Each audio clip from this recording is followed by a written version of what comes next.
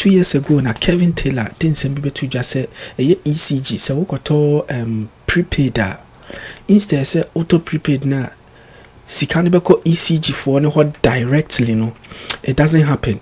This is what happened. The ECG say company be the Hubtel no Kevin Taylor de betu just say Hubtel no former vice president Dr. Bawumia ono na ne dia enti instead so auto prepaid na sika ne beko ECG for directly. No, it doesn't. Ekwa Hubtel for ne ho na kwa Hubtel for ne ho a dia bufukura sa wom ne say ECG for nim ska Hubtel for na agege nyina ti later no ebia in a month no Hubtel for na beba say okay ya agege sika this month maybe in a month of January ya agege sika no yenya 2 cedis and yenya 5 cedis. That's example. And maybe all the infants yenya 1 million Ghana cedi me wa Hubtel for na nya be yemfa no Hubtel for so manya 1 million and by ebia no manya 10 million. ECG for has no way to verify say some na Hubtel for na ka no no na nya no kra but only why can because pensema Kevin Taylor de tuja na chese vice president Bawumia and the shase na yebeka ya another MPP member so friend Solomon so UK so the same betuja say this Hubtel no a form of MPP strategy omudi generate sika for the past 2024 election year a strategy of the generate sika for campaign. So what to prepaid no sika no beko Hubtel for ho na Hubtel for no catch ECG for oh this month in your sika say na Hubtel for na 2 percentage free man san no the ECG for sika yeden amom it doesn't make sense. Meanwhile previously ECG for no e was system in place omo ma apa o betimi dey agiska no e bi anka auto prepaid as can beko ECG for no direct na no na nsema abeto dwane say but MPP for penisa on pese ko Hubtel for ansa na aba ECG for na no nsema abeto dwane say the new government President John Dramani Mahama were appointing minister were nominating John Jinapor as the minister designate for energy. Na no nantia nyan say Yura John Jinapor is about to terminate that Hubtel contract, which means it be save a lot of money ama Ghanaians. Na eno na former MP our friend ABA Fuseini okopie mo Pan-African TV no okopie mo Pan-African TV no ochirichiri mu odin semse na tu dwamom yenhwe. I want to say without any iota of hesitation that it was deliberate. You know, bless the MPP had been singing a song in the run up to the campaign with the intent to let that song mean that President Mama is do so is President Mama, so that they will create that fear in Ghanaians not to vote for President Mama. And you heard them saying that if you vote for President Mama and President Mama comes back, do so will be back. I'm sure it was in the public domain. I'm not even the one saying. The MPP said it openly. What they did in respect of this matter of this shortage is in furtherance of that agenda to ensure that President Mama even on day one, because anybody with an iota of sense, if your head is working and on the first day of a government there's energy crisis and others, you will not even attempt to blame that the new government, because they have just assumed power. And I can say without any iota of doubt, Ramsey, that it took the ingenuity of Honorable Jinapor to go behind the scenes and dig before this even came out. And I'm asking a fundamental question. Yes, I'm just asking a fundamental question. How come that in the handing over notes, because the handing over notes to the transition team will definitely, a very grievous matter like this cannot escape the transition team. There's no way any such situation that of this nature that existed would have not been captured and handed over as part of the handing over notes to the transition team. So the fundamental question I ask is, how come this particular thing was not captured in the handing over notes? So that speaks to the deliberate nature of the NPP in making sure that President Mama will have a jumpy start, that they will try to cripple the country, make sure that do so the times, and they say, we told you that if you vote for President Mama, you get do so. We told you. That is the agenda of the NPP. So it must be unmistaken. It's clear. And you ask yourself, there are both distributors who import this thing, who were given licenses by the bulk oil storage. Ally, what has happened? Because when they give you that contract, it needs penalties, it needs sanctions. If you are not able to import the oil or import it in less quantity or import it via whatever it is, they are laid down procedures and penalties. How come as at the end of November and others, when these things were supposed to arrive, they haven't arrived? What happened? What action was taken by boss and by extension the energy ministry and the crapper? Because that time I'm sure Napo had exited, and so it was squarely in the hands of crapper. So at the time that this is very lethargic and lackadaisical work ethic was happening at the what happened to the ministry? So the minister and the officers, they have questions to answer, very serious questions to answer. Not just at oral, even as we speak now, the government should be able to drag them to come and answer questions and activate institutions that are charged to take them to task, to hold them to task. We should not let them get away with this, because this was a veritable threat to the life of this country. I mean, imagine that if this thing had not come for President Mama and the government to take it on an emergency basis, to deal with it. To the point now today we have the WAPCO now saying that, oh, it is possible for them to extend it for 2 more weeks for government to figure out how to solve the problem. What would have happened to this country? So we must not allow them to get away with this. The drastic action has to be taken, and taken immediately, to deal with all the perpetrators who had hatched this plot, who had forged an unholy alliance to plunge this country into a mess and then turn the blame on the government of President Mama just on the first day it was taking office. We should not allow that to happen. I acknowledge the forthright manner in which President Mama indicated that his government was elected to solve problems. And that they will take it. Yes, but even as your government was elected to solve problems, you should also not sit down for people to impose the problems, and you think that those who impose the problems must go scot-free. That also is not the way. Your government was also elected to deal with perpetrators who sabotage the economy. If people are sabotaging the economy, you don't say you are only going to solve the problems, so that they will be creating problems for you to be solving deliberately, willfully, consciously. It's not acceptable. So for those who are involved in that unholy alliance to plunge our economy into crisis, should not be allowed to go scot-free. They should be hunted down and made to face the full rigors of the law.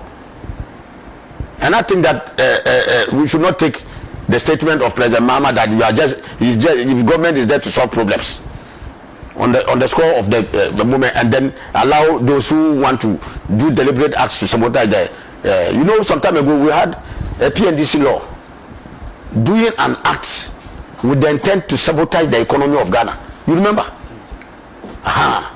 So you know that there will be saboteurs, especially now that this hopelessly uninspiring government has been kicked out. They will want to do things to undermine President Mama's government to work, because they know that President Mama is a nation builder. He has done it before. They messed up. He came and then put the economy right, and we managed to carry the economy somewhere, notwithstanding the challenges that existed.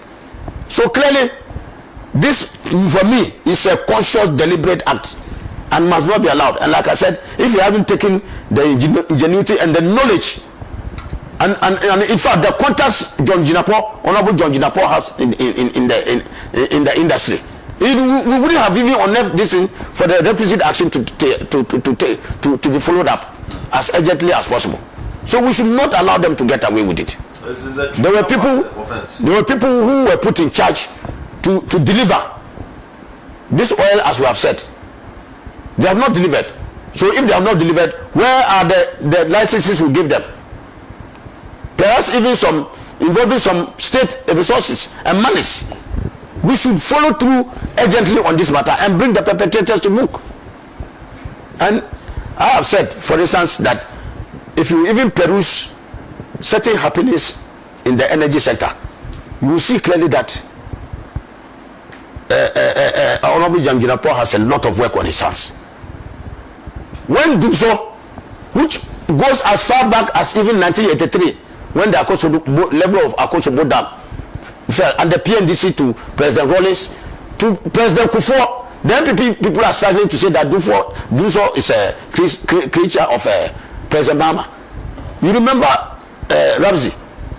Under President Kufuor, some pastors were imported from abroad to come and pray at the Akosombo Dam for rainfall, for the dam to be filled, so that we can generate enough energy for the country. You remember? Duso was in the country at that time under President Kufuor. Okay, so it happened under President Rawlings, it happened under President Kufuor, it happened under President Mills, and it happened under President Mahama. It was President Mahama who took the bull by the horns and said that we were not going to complain about the problem, but we was going to take bold action to deal with it. And what did he do? Policy-wise, he decided to split the Ministry of Energy, Power and Petroleum, and gave the Minister for Power a deadline by which he should, as it were, and that was Dr. Kwabena Donkor. I'm sure that I'm right. And gave him that, and Dr. Kwabena Donkor set out to work. He worked very hard, and I can bear eloquent testimony to the good work that he did. Unfortunately, it's just a time lapse, very close to the end of the season that it happened. But by January 2016,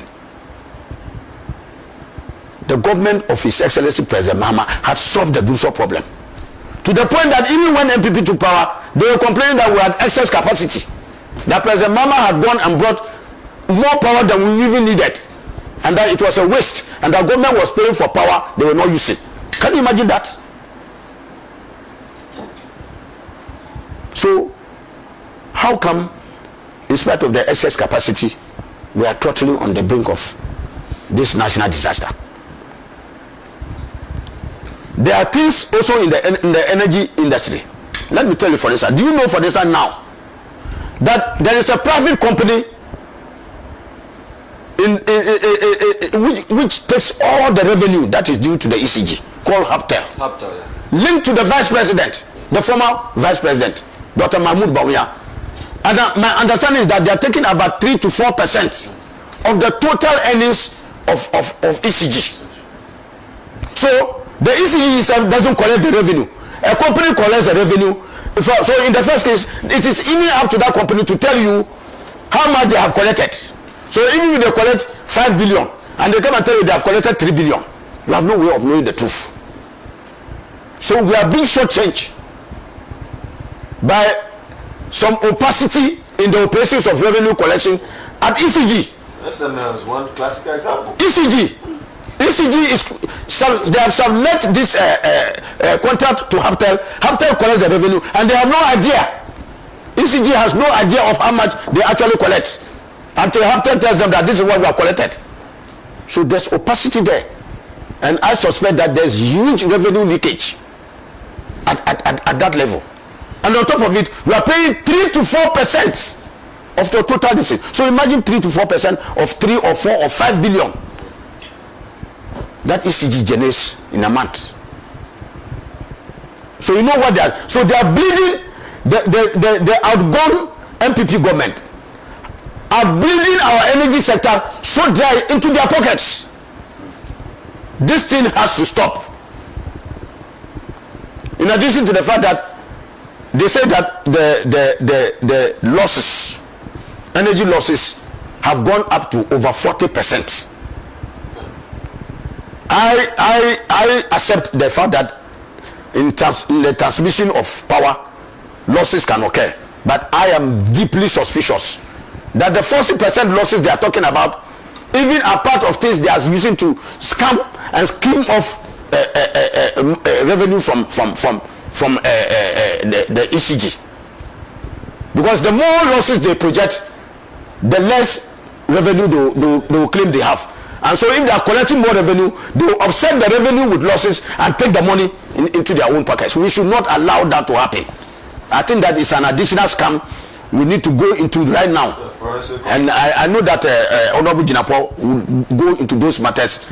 And if he's not thinking of it already, I am making a fervent appeal that as a matter of urgency, that contract must be looked into with a view to scrapping that contract. We should take it off. It's inimical to the revenue generation efforts. ECG itself can collect its revenue if we institute it. And I'm happy that they are talking about the issue of injecting some private this is into the operations of ECG, so that they can inject some more efficiency in their operations, especially in the collection of revenue, so that they can make it. Of course, there's talk of power theft, tampering of meters.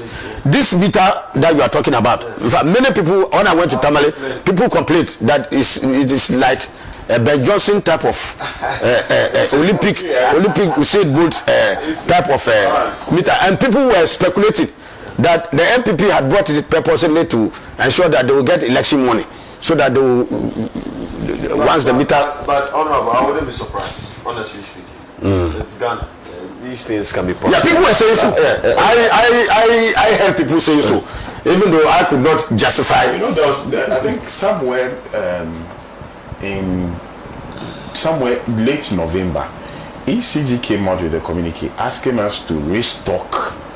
Yes. To buy in advance. They say that for Christmas. Exactly. So many people saw it. How? You see, and that was the money. That money, like I said, goes to Hubtel. And it is only they who can declare how much revenue they are taking. Beyond their 3 to 4% of total. So you can see how you can see how they are skilled. So Ghanaians, rightly or wrongly, we're seeing these things as attempts to scam and scheme monies of their hard monies. I have said that, look, areas like solar, look at that. We have sunshine 12 hours or so a day, sometimes even more. That's true. And we are not able to tap God's free energy.